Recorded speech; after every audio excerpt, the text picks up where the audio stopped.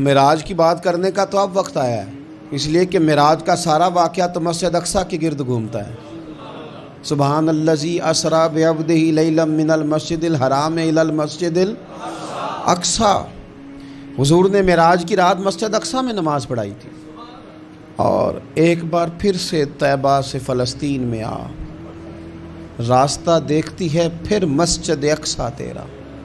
ایک بار حضور گئے تھے مکے سے مسجد اقصیٰ، اور پھر حضور فرماتے ہیں جب میں واپس گیا نا تو کفار نے جو کہ مسجد اقصیٰ دیکھی ہوئی تھی تو مجھ سے پوچھنا شروع کر دیا کہ مسجد اقصیٰ کی کھڑکیاں کتنی ہیں، دروازے کتنے ہیں، پلر کتنے ہیں۔ جب انہوں نے سوال جواب کیے تو حضور فرماتے ہیں کہ رب کریم نے مسجد اقصیٰ کو اٹھا کے میرے سامنے رکھ دیا۔ میں دیکھتا جاتا تھا، بتاتا جاتا تھا، کہہ لوں بات کر لوں۔ ایک دفعہ حضور مکے سے مسجد اقصیٰ آئے، اور ایک دفعہ مسجد اقصیٰ میرے نبی کی زیارت کے لیے مکے گئی، حضور کی زیارت کے لیے مکہ شریف گئی۔ اور میرے نبی تو صرف کسی چیز کی طرف ایک دفعہ دیکھ لیں تو وہ رحمت کے پھول کھلتے ہیں۔ مسجد اقصیٰ کی طرف منہ کر کے 17 مہینے میرے نبی نے نماز پڑھی ہے۔ مسلمانوں پتہ ہی کوئی نہیں، ہماری خبریں ہی اور ہیں، ہمارا درد ہی اور ہے، ہمیں پتہ ہی نہیں بم کہاں برس رہے ہیں، ہمیں یہ خبر ہی نہیں۔ اور میں اس دور میں تقریریں کر رہا ہوں جہاں سوتوں کو جگانا نہیں پڑتا، جاگتوں کو جگانا پڑتا ہے۔ سیانے لوگوں کو سمجھانا ہمارے ذمہ لگ گیا، کیا کریں؟ اس قوم کو سکھانا پڑتا ہے جسے پتہ سارا ہے، لیکن جان بوجھ کے آنکھیں ہماری بند ہیں۔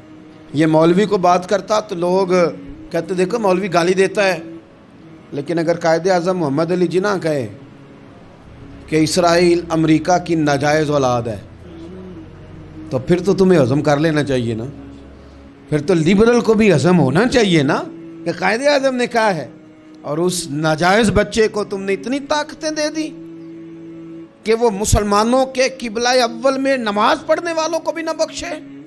کہاں گئی تمہاری وہ انسانی حقوق کی بڑی بڑی تنظیمیں، کدھر گئی؟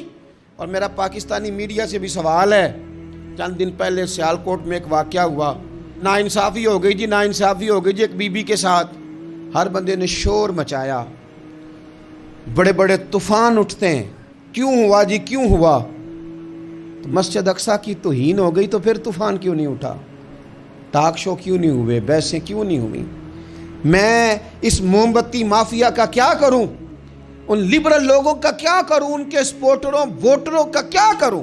ان سیاسی جماعتوں کے کارکنوں کو کیا نام دوں کہ جو ان فضول بحثوں میں تو وقت ضائع کرتے ہیں، اور وہ مسجد اقصیٰ جس کے بارے میں میرے نبی پاک صلی اللہ علیہ وسلم سے ایک صحابیہ نے پوچھا تھا، یا رسول اللہ مسجد اقصیٰ میں نماز پڑھنا کتنا کو بہتر ہے باقی نمازوں کے مقابلے میں؟ تو حضور نے فرمایا 1000 گنا بہتر ہے۔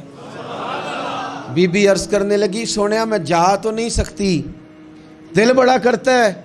حضور نے فرمایا جا نہیں سکتی تو وہاں تیل ہی بھجوا دے، جس میں حاضری لگوانے کی حضور بات کریں جس مسجد میں۔ اور نبی پاک علیہ السلام نے فرمایا خاص کر کے سفر کرنا ہوا تو 3 مسجدوں کے لیے کرنا، ایک مسجد حرام بیت اللہ کے لیے، ایک مسجد نبی کے لیے، اور تیسرا مسجد اقصیٰ کے لیے۔